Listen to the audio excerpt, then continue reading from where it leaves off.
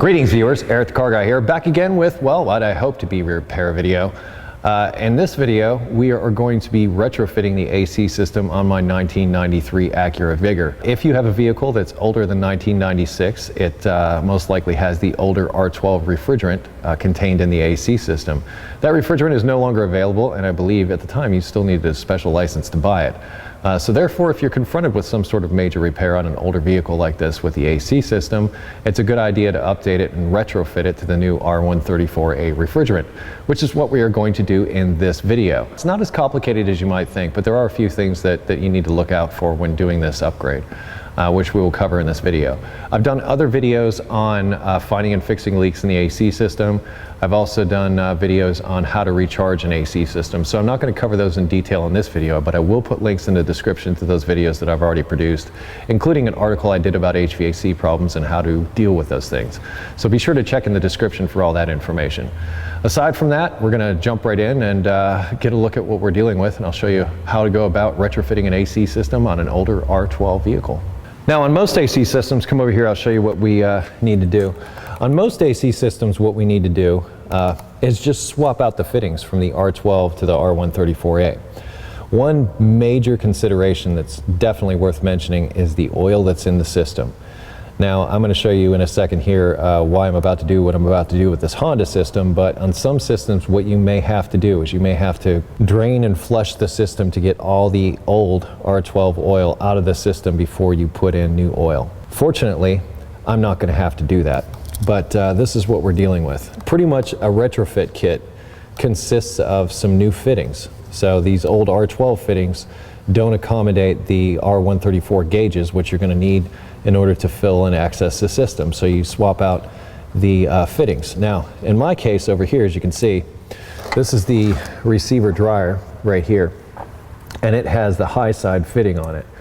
Now, having done retrofits on these vehicles before, one of the things I've found to be very helpful is a 90-degree or right angle fitting to go in place of that. This system is completely empty, by the way. Here is one of the service news from Honda that I pulled up about retrofitting AC systems on Hondas. Now it says in here, if you're not replacing the compressor, that all that's required is 120 cc of PAG oil before you recharge with 134A. It just so happens that I have some here that was from Honda and their retrofit kits. In fact, the only thing that came in the retrofit kit was this and a couple of fittings. But if you are replacing a compressor, there are different considerations.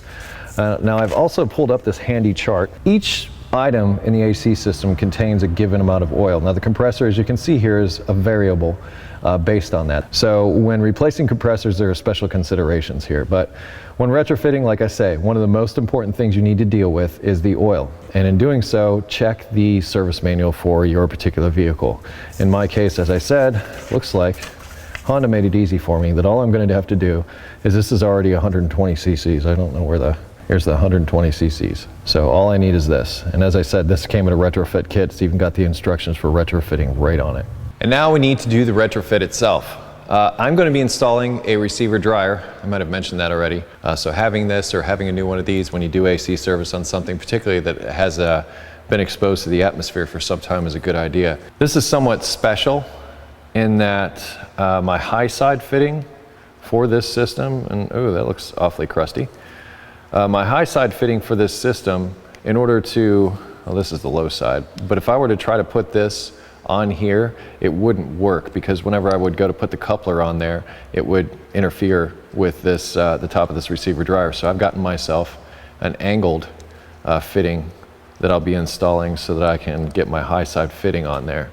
And because this new fitting has its own Schrader valve, I'm going to be removing the Schrader valve from here, which obviously looks like a good thing since it's a little crusty down inside there. But I was happy to be able to find this. It was pretty affordable. So I'm going to swap out the receiver dryer. I'm also going to swap out, this is the low side fitting.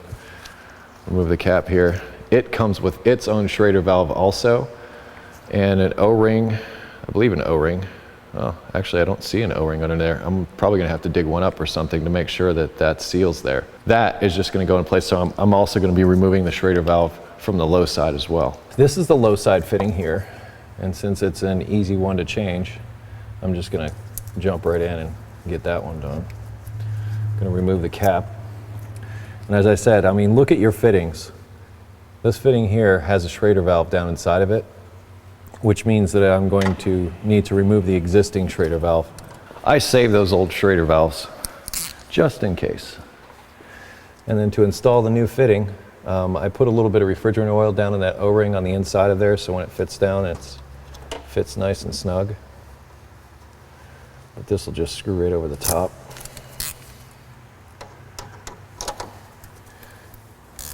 And you don't want to go too tight with this because you don't want to damage that O-ring. You just want it to seat.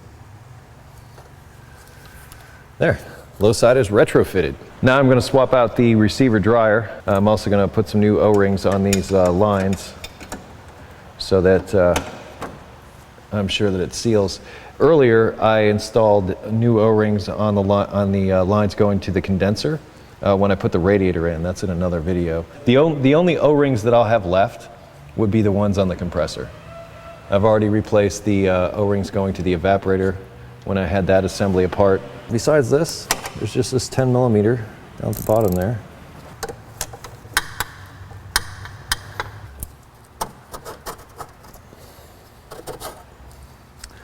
And there we have it, the old Showa receiver dryer. This is original equipment here. Now, as I said, I'm going to remove this Schrader valve out of this. Whoa. Not expecting pressure in there, but I'm kind of glad that there's pressure in there because that means that it'll be fresh.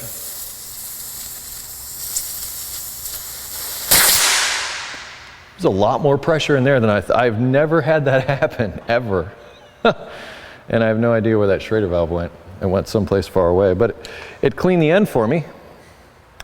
There is that, but I have that removed, but I'm gonna sort of set this on the vehicle to sort of gauge the location of that fitting because I want to be able to hook up to it because it looks like there'll be some clearance issues, maybe with some stuff around the radiator. We will install this down in here. Whoa, a little bit of oil on the O-rings.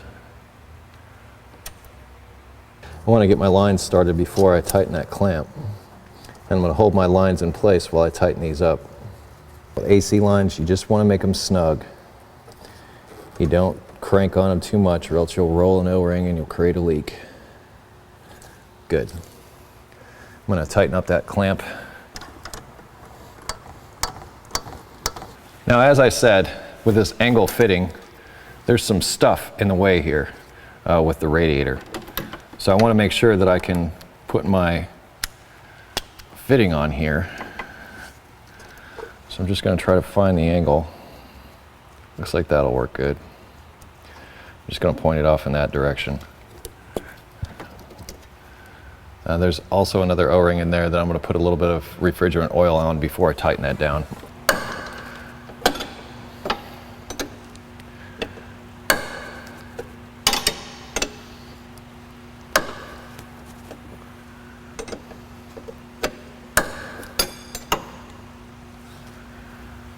Well, I guess this is what happens when you use really cheap parts.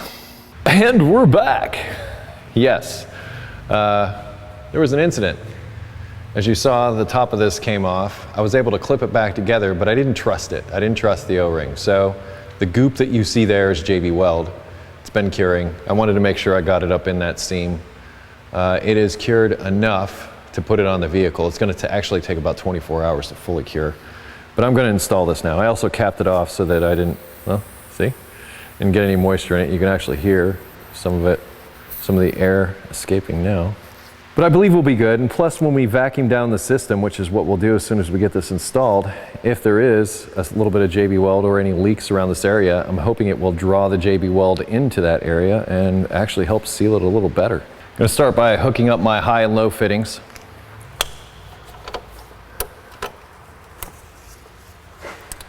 Remember, you just want to turn the knob till you just start to see the gauge move. And be really extra careful with this fitting.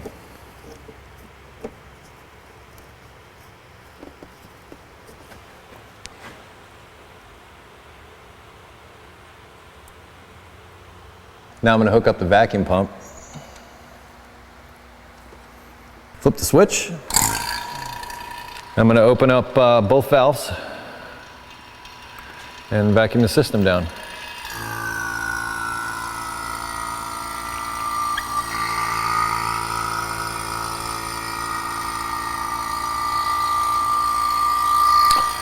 Should go down to almost 30. You can't get a perfect 30 here on the planet, but pretty darn close. Okay, the vacuum pump's been running for a while now. I'm going to close the valves.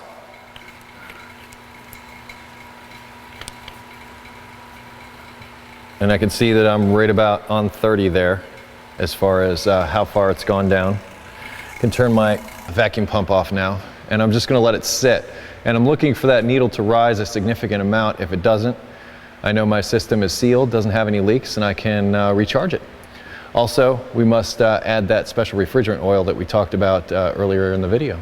Well, we've been sitting for a while, and we're still hovering right about at that 30 mark. So I'm fairly certain the system is sealed. That's a win. Now we need to add refrigerant, but as I said, we also need to add refrigerant oil as well as some dye. And I'm going to show you a neat little thing I'm going to use to do that. Here's a special contraption, if you will, for adding oil to a system with a manifold gauge set. I'll put a link in the description to all this stuff that you can go and find for yourself. Now that I'm over here, I'm going to prep my cylinder for the oil. There's an O-ring over the top that seals that. But I can put it's already got a little bit of dye in there. But I can use this whole thing because this is the exact amount, 4 ounces, 120 cc's is what they were looking for. Oh, I might have to do this twice. I don't quite have enough room here. I wonder if it's going to start running out the sides. Hope not. Hope it'll go up the hose instead. Yeah, it looks like we'll have to draw in more than one dose. Just a little bit more that's left in the can there. But since there was already dye in here, I was going to add a little bit, but I think there's probably enough in there. And with this one, I can add a little more dye just to make sure that there's enough in the system. This is what I'm going to start to do first. I'm going to start adding refrigerant till the system kicks on, and hopefully that'll happen. And if it does, I'll be a very happy boy. Then I can start adding the oil and the rest of the stuff to the rest of the AC system. Now I'm going to connect my service port. And since this is a new can, I've got to run this down, pierce the top of the can, and then bring it back up. And here's one thing I haven't shown in previous videos that I should have. I'm going to purge the air out of this line by simply opening this up a little bit. Once I see like mist stuff start coming out, that should be enough. But that'll allow any air that's in this yellow hose to escape beforehand, so this way we're not adding air to the refrigerant system. Let me try it this way with the can upside down. There we go. Now we know that there's no air in this hose, so when we charge, we're charging with refrigerant only and not sending a shot of air into the system first. A lot of you pointed that out in a previous video. Thank you. Now let's start it up, turn on the AC, and see if we can draw in some refrigerant. Right now I'm just under 90 degrees in the shop, so we'll see if we can get this down into the blue here, down in the 40s. That would be great. Now, as I said, I'm going to start adding refrigerant, hoping the compressor kicks on, because I don't know if the system's going to work yet or not. So I want to make sure it does that before I start dumping my oil in. Once that starts to work, I'm going to shut the valve off, shut the refrigerant off, and I'm going to start adding some oil. And I'm going to do a little bit of each at a time, so I'm not overloading the system with any one thing.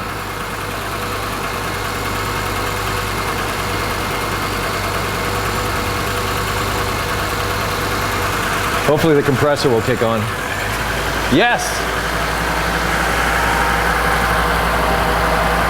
Success! The compressor's kicking on, both fans are working.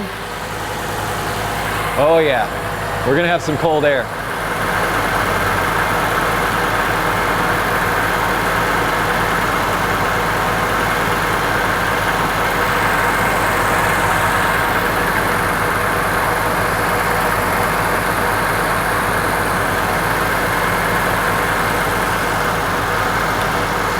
So basically I've got my oil in line going in. I have to open this up.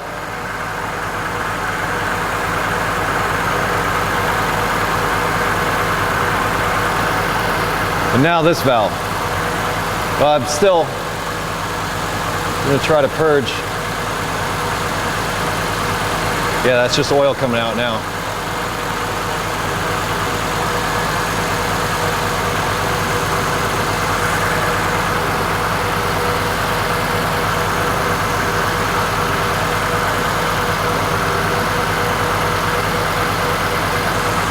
I feel it going in. Here goes the refrigerant. And the oil. And the dye. I know it's going to take more than one can, so I'm just going to put this whole can in. And I can set the other can up with the rest of the oil. High side's coming up nicely. On a day like today, I should see it somewhere up around 200 or so. No more going in, it's starting to come down. Vent temperatures haven't changed too much yet. And it's really not cooling quite yet. Compressor and everything's running, it just needs more refrigerant.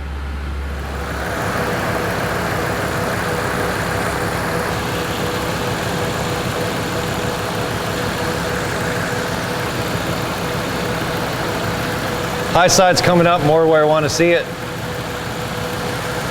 Means it's starting to do its job. I'm going to close it off now just to see where we're at on the low side. I'm going to raise the RPMs a little bit and see if we can bring this down.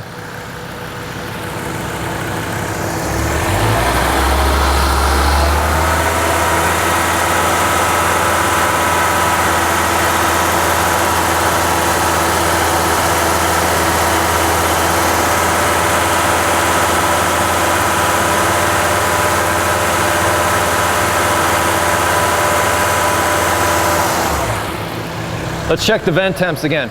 It's coming down about 63 at the moment. Might top out around 60. I'm wondering if that oil is too much.